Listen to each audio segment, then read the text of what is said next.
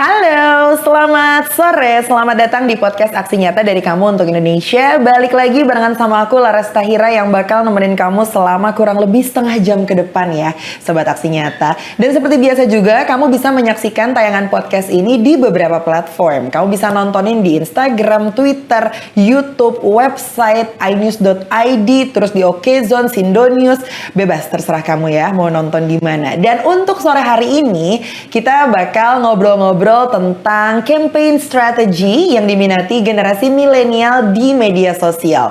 Apalagi sekarang kalau ngomongin social media, udah makin banyak banget ya Sobat Aksi Nyata ya. Nah, untuk itu kita bakal ngobrol-ngobrol nih sama bintang tamu kita yang spesial. Beliau ini adalah GR PR Consultant and Social Media. Sudah ada Kakak Resita Natasha Putri. Selamat sore. Halo. Aku manggilnya apa biar terkesan akrab nih? Oke, Tasya aja. Tasya aja, nggak ada Tasya-Tasyanya. Natasha. Oh, Natasha. Baiklah, Kak Tasya. Ini tadi ada yang menarik perhatian aku deh. Ada GR, PR gitu. Oke. Coba deh boleh dijelasin dulu. Oke, Junior Public Relation and Social Media Consultant. Berarti kalau senior SR? Ya, SR. Oh, ada ya istilah Ya. kayak gitu sekarang. Yes, pengetahuanku semakin bertambah sekarang ya. Tapi Kak Tasya mungkin boleh kenalan dulu sama Sobat Aksi Nyata ya. Oke. Kesehariannya ngapain aja dan kok tiba-tiba bisa nyemplung di dunia PR ini? Oke. Hai semuanya, kenalin aku Resita Natasha Putri yang tadi aku bilang ke Mbak Laras kalau aku biasa dipanggil Tasya. Ya sekarang kegiatan aku sehari-hari sebagai junior PR consultant dan social media di salah satu e-commerce di Indonesia. Warnanya apa? Biar aku tahu nih. Nanti aja di belakang. Oke, nanti aja di belakang, baik. Iya, selain itu juga sekarang kegiatan aku lately nanti kita kan mau pesta demokrasi nih 2024. Yes. Aku juga sebagai konsultan personal brandingnya political figure. Wow, baik. Lately di 1,5 tahun ini. Terus sehari-hari kerja dan sekarang lagi kuliah master degree. Wow, weekend aja berarti ya? Weekdays tapi after office hour. Wow, malam. Ya, malam. Wah, luar biasa. Lagi super produktif banget ya. Iya. Berarti udah kerja di barengan sama perpolitikan ini selama 1,5 tahun.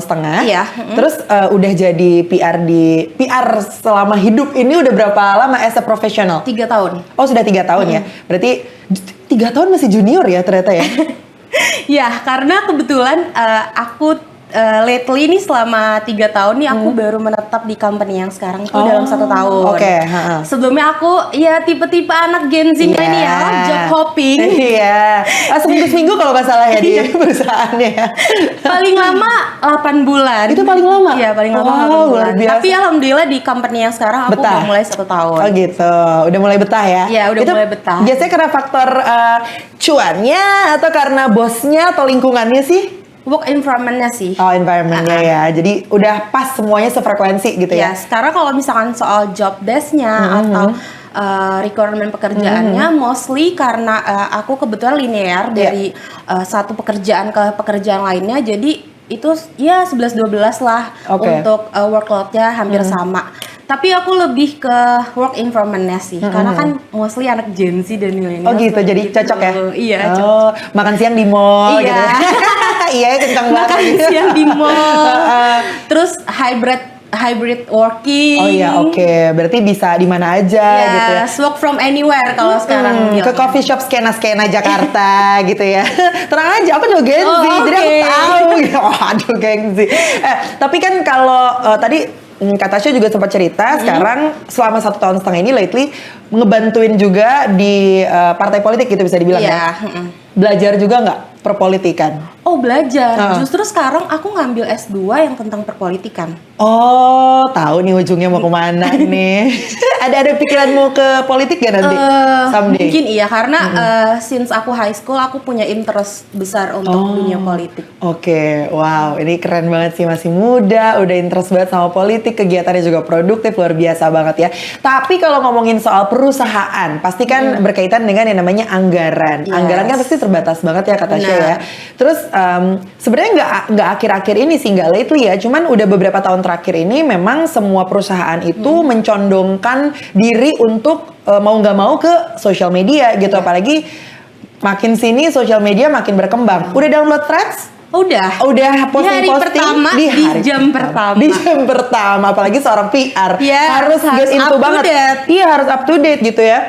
Nah, tapi yang namanya kehidupan, apalagi kalau di perusahaan kan nggak semua Gen Z ya, ada millennials, ada baby boomers bahkan dan segala macam, semuanya harus into sama yang namanya social media. Tapi kita nggak bisa dipungkiri juga gitu kalau memang social media semembantu itu. Tanggapan Kak Tasya seperti apa?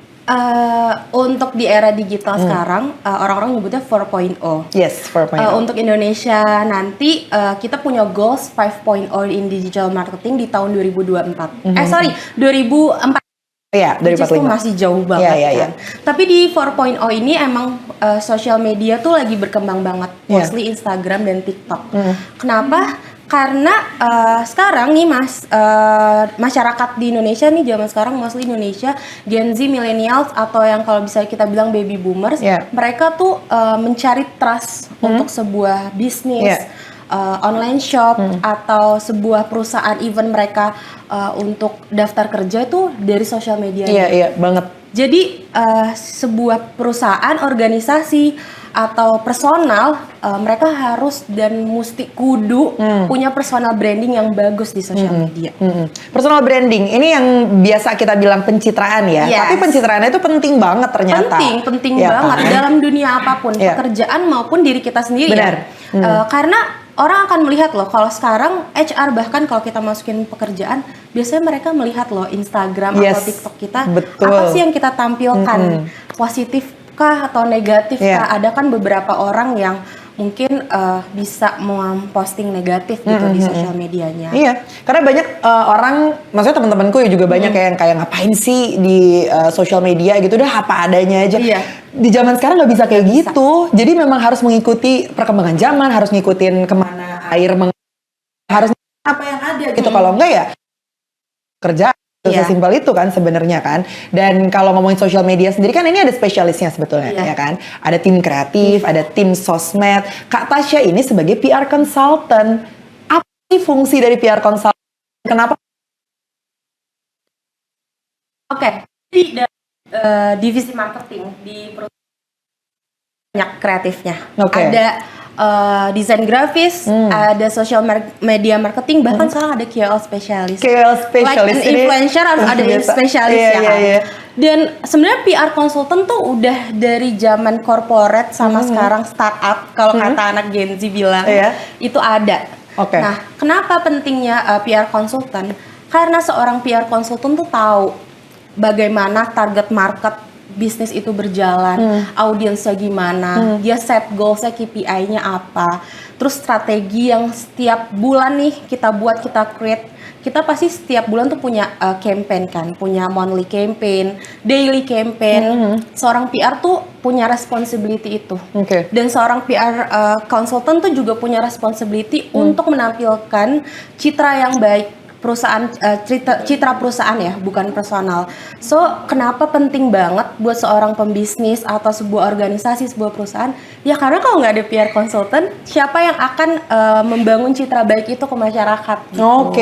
Ya karena pada dasarnya tugas PR aja ya, public relation. Ya gimana kita untuk bisa berbicara kepada masyarakat gitu, untuk bisa memasarkan si produknya gitu. Benar. Nah, ini juga ada sebuah artikel nih yang bilang kalau media sosial itu dianggap menjadi media yang sangat efektif untuk meningkatkan konversi penjualan ya. Bahkan dikatakan apapun produk dan layanan yang ditawarkan kepada konsumen, pokoknya media sosial adalah bagian utama dari setiap inisiatif pemasaran digital yang bisa dibuat. Nah, tanggapannya Kak Tasya gimana? Tadi kan dibilang konversi penjualan.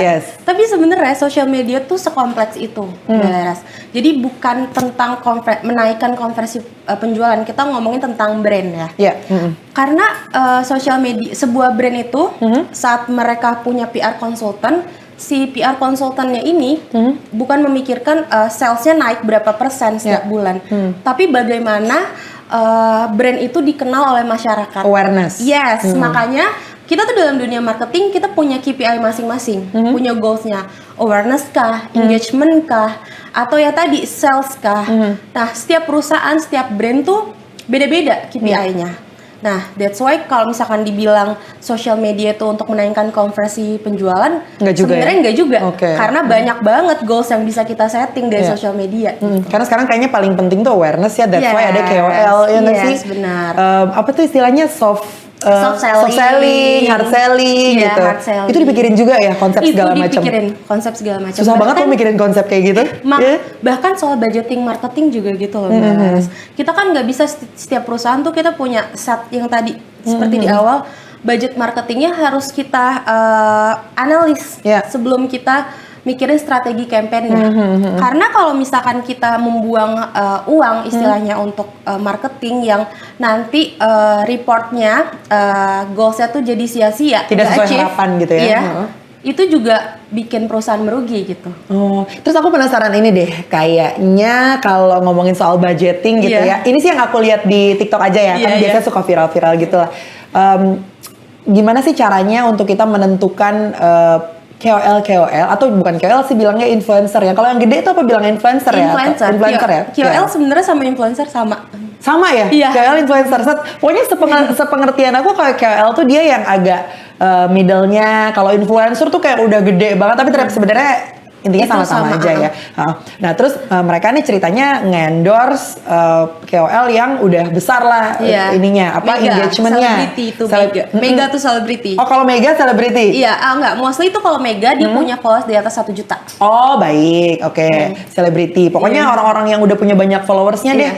Terus ternyata ketika mereka nge-endorse, awareness-nya gede, tapi pendapatannya, income-nya tuh nggak ikutan gede juga gitu. Oke, strateginya gimana? Iya, itu kan banyak tuh kejadian kayak gitu. Sering nggak ngalamin juga? Sering. Iya kan? Sering Padahal awareness-nya udah kemana-mana tuh, udah bagus lah brandingnya gitu. Tapi kok penghasilannya tuh nggak sebanyak itu ya. Nah sebetulnya apa yang dicari sih? Apakah memang check out-nya mereka atau emang awareness-nya aja gitu? Oke, based on experience ya Mbak. Jadi aku setting target dulu nih. Sepertinya kalau misalkan sekarang di pekerjaan aku yang sekarang, kita tuh punya namanya monthly campaign.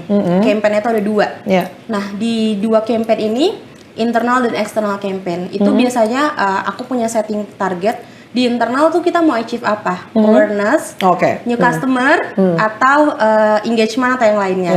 Tapi kalau misalkan aku mau achieve yang new customer, let's see, kalau kita bilang tuh NC, aku setting dulu audiensnya kemana.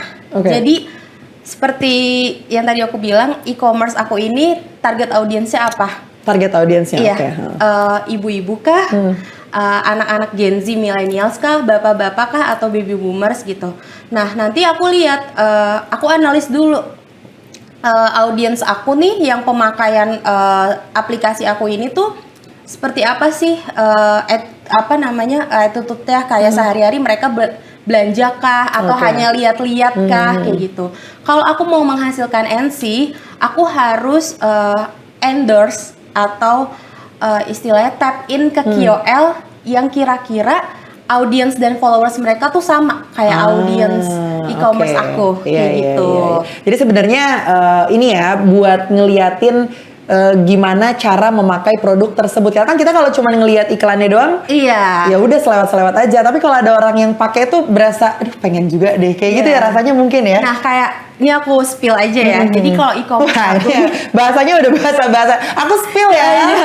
Jadi kalau e-commerce aku ini, dia tuh audiensnya tuh kayak mami yang daily yang suka belanja bulanan. Oke, ini belanja bulanan apa nih? Grocery atau enggak kayak kebutuhan rumah lah ya. Iya, make up, skincare, pokoknya mostly audiensnya ini di atas umur 25 tahun. Nah, biasanya Mahmud lah ya. Iya, mama muda, sosialita. Iya, baik. Nah, biasanya aku tap in ke KOL ini yang mereka kontennya seperti itu. Kontennya yang kayak suka grocery, belanja, sama family, what's in your bag, gitu ya. Benar. Nah, biasanya aku menghasilkan lumayan banyak NC new customer dari situ. Oh, jadi ngikutin sebetulnya apa yang lagi rame gitu ya. Kalau kata user sih ngikutin yang lagi tren gitu. Karena kalau misalnya aku pengen menggapai awareness aja, biasanya aku tap innya ke KOL yang kalau misalkan kita dalam dunia marketing tuh ada nano to micro. Oh ya. Dan kalau misalkan aku mau menghasilkan NC, biasanya aku tap in ke KOL yang audiens mereka, followers mereka sudah punya trust. Oke. Itu biasanya makro to mega. Makro to mega. Nah, makanya kalau misalkan kita mau tap in ke KOL yang makro to mega, kan itu red card-nya lumayan. Jadi kita harus lebih mindful untuk men-setting budgetnya, analisis juga, dan itu emang dilakukan. Biasanya misalkan target bulan Juli nih, aku udah mikirin tuh dari bulan Juni. Bahkan awal Juni itu aku harus udah mikir, udah setting gitu. Iya. Udah kayak mau booking gedung nikahan ya, jauh-jauh hari gitu ya. Kalau nikahan kan 1 tahun sebelum. 1 tahun sih, bener 1 tahun. Ini agak mepet nih 1 bulan gitu ya. Tapi aku baru tahu nih, berarti kalau tergantung si target dari perusahaannya sendiri ya. Kalau mau awareness aja berarti nano to micro. Berarti kalau pengen menghasilkan uang yang banyak istilahnya to mega. Makro to mega. Makro to mega. Iya, tapi harus mindful juga. Karena kan itu kan harga red card yang tadi aku bilang kan. Betul ya. Mereka biasanya di atas puluhan biasanya ya, puluhan juta ya. Oh iya, puluhan juta ya? untuk satu video atau satu Instagram story. Story? Iya. Itu bisa sampai puluhan? Iya, bisa. Pengen banget aku ya jadi menemukan KOL influencer mega yang harga ya. satu story-nya 95 juta. Masa sih? Nanti abis ini aku mau tanya ya siapa ya. Aku jadi kepo deh. 95 juta satu story doang. Wow, gak usah kerja, udah diem aja di rumah ya. Cuman yang namanya produk itu kan kayak sekarang nih, kalau kita lihat di sosial media banyak banget yang entah mungkin emang iklannya terus-terusan ada, tapi entah mungkin memang banyak yang pakai gitu. Ada aja gitu produk-produk yang emang lagi viral. Nah, Kak Tasya sendiri strateginya gimana sih kalau memang ada nih sebuah tren yang memang bisa membuat si produknya bisa laku banget dan perusahaannya Kak Tasya nih pengen ngikutin alurnya gitu. Nah, strategi gimana? Apakah harus bikin konsep yang sama atau bikin yang lebih kreatif lagi atau seperti apa? Nah, itu kita kalau misalkan aku tuh selalu analisis market di Indonesia tuh mereka suka yang out of the box. Iya, betul. Tiap bulan bahkan tiap minggu tuh beda. Benar, setuju. Karena kalau misalkan biasanya ya, apalagi netizen ya di sekarang, kalau misalkan kita justru melihat, kan biasanya kita adapt nih dari campaign-campaign kompetitor atau brand lain, biasanya mereka justru kayak ada pandangan yang kok sama ya, kok kayak gini-gini aja ya. Nah, justru aku setiap ke klien-klien aku, ke brand aku sendiri pun, aku selalu campaign yang out of the box setiap minggunya, bahkan setiap bulannya. Jadi mikirin, pertama kita analyze dulu up to date lagi apa. Terus misalnya kayak TikTok kan algoritmanya tuh kelihatan ya tiap hari yang lagi viral apa sih. Nah, biasanya aku adapt sesuai lagi-lagi target marketnya apa, Mbak Laras, dan goals kita apa, KPI-nya. Untuk awareness kah, engagement kah. Nah, mostly untuk weekly campaign biasanya aku lebih ningkatin awareness supaya orang-orang tahu aplikasi aku, e-commerce aku. Terus untuk monthly biasanya aku targetnya untuk itu sales, untuk menaikkan penjualan. Gitu. Nyari inspirasinya dari mana? Nah, itu yang cukup sulit. Aku mikirnya ya, kalau orang-orang kayak Kak Tasya ini setiap hari, setiap waktu harus terus ngeliat sosial media biar dapat inspirasi. Gitu banget nggak? Benar. Bahkan gak ada temen aku bilang kayak gini, Tas, lo sosial media detox dong. Aku bilang kayak gini, ya Allah, gue nggak bisa sosial media kerjaan gue di situ. Kerjaan gue di sini. Kalau gue nggak buka sosial media sehari, hilang semua, langsung lepas gitu ya. Wah, ternyata emang beneran kayak gitu ya. Bener-bener harus mantengin sosial media semua ya sekarang. Udah banyak banget. Ih, capek banget. Aku aja download Threads 2 hari lalu. Kayaknya baru 4 atau 5 kali lah aku buka Threads-nya. Nggak kuat, aku terlalu banyak sosial media nowadays ini ya. Karena kita nggak buka sosial media 2 hari atau 3 hari aja. Ketinggalan banget ya? Ketinggalan banget. Ketinggalan berita. Karena iya. justru sekarang ya, kalau menurut aku, orang-orang tuh nontonnya podcast. YouTube, lihat Instagram, Reels, TikTok, apalagi. Iya benar. Makanya TV harus lebih out of the box ya. Zaman sekarang. Ya, tapi apakah bisa bersaing dengan digital? It's up to you ya. Tapi kerjaan PR consultant ini untuk kedepannya goalsnya akan seperti apa? Maksudnya masa depannya tuh seperti apa kalau menurut Kak Tasya? Oke, kalau menurut aku pribadi, aku punya goals di mana sekarang aku masih junior PR consultant. Aku pastinya pengen berkarir sampai senior consultant, bahkan aku pengen jadi profesional Ya. That's why kenapa aku ngambil master degree lagi karena supaya aku mau buka PR firm sendiri sih.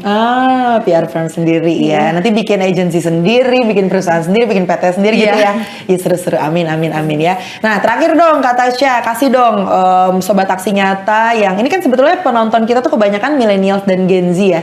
Yang kayak masih berpikir nih ke depannya gue mau kerja apa ya, apa yang cocok buat gue nih. Tips and trick untuk membuat strategi pemasaran yang baik seperti apa, silahkan. Jadi buat para Gen Z dan millennials, tips and tricks strategi pemasaran, pertama kita harus tahu target market kita siapa, audiens kita siapa, dan kita harus menciptakan personal branding yang baik sesuai audiens kita. Nah, gunakan social media sebaik mungkin untuk memasarkan bisnis ataupun lagi-lagi kalau kita pengen goals menjadi KOL, ya personal branding kita harus juga ditingkatkan. Terus juga harus rajin bikin konten. Kita harus lihat juga kontennya ini lagi hype, lagi viral atau enggak. Terus budgeting perlu banget. Jangan pernah istilahnya membuang uang untuk marketing yang sia-sia. Kita harus benar-benar mindful, apalagi untuk para UMKM harus mindful banget untuk menggunakan sosial media once it comes in budgeting. Yes, itu ujung-ujungnya tetap budgeting. Karena gini Mbak Laras, banyak loh sebenarnya iklan-iklan kayak cara kita berkonten yang itu free, 0 rupiah. Itu gimana kita membuat konten aja jadi out of the box gitu. Iya sih. Sekreatif mungkin. Iya. Apalagi untuk para UMKM ya. Betul. Yang paling penting tuh modalnya kreatif aja sih ya. Iya, benar. Kalau udah kreatif tuh udah ntar yang lain juga datang sendiri gitu, biasanya gitu kan. Jadi seperti magnet gitu ya. Nah ini juga berkaitan dengan Partai Perindo ya, yang punya campaign aksi nyata dari kamu untuk Indonesia. Dan ini juga berkaitan dengan movement yang dijalankan Partai Perindo, yaitu produktif, solutif, modern, bersih, berintegritas, peduli, dan juga turun tangan untuk Indonesia sejahtera. Sobat Aksi Nyata yang ingin daftar ke Partai Perindo, masuk gitu ya, boleh kamu masuk aja ke website kita di www.partaiperindo.com atau bisa langsung aja scan QR code yang tersedia di layar ya. Jangan lupa untuk di-download juga aplikasi Partai Perindo di App Store dan juga Play Store. Oke. Sekali lagi terima kasih Kak Tasya sudah ngobrol-ngobrol. Sama-sama Mbak Laras, thank you so much juga untuk podcast Aksi Nyata dan Partai Perindo. Yes, betul. Terima kasih untuk Partai Perindo yang selalu bergerak dengan aksi nyata. Semoga Partai Perindo semakin sukses dan juga maju terus untuk Indonesia sejahtera. Salam aksi nyata dari kamu untuk Indonesia. Laras Tahiranya juga pamit undur diri dulu. Kita ketemu lagi di episode selanjutnya. Dadah! Marilah seluruh rakyat Indonesia, arahkan pandanganmu ke depan. Raihlah mimpimu bagi nusa bangsa, satukan tekad untuk masa depan. Pantang menyerah, itulah pedomanmu. Hentaskan kemiskinan cita-citamu, rintangan tak menggentarkan dirimu. Indonesia maju, sejahtera tujuanmu, nyalakan api semangat perjuangan. Dengungkan gema, nyatakan persatuan.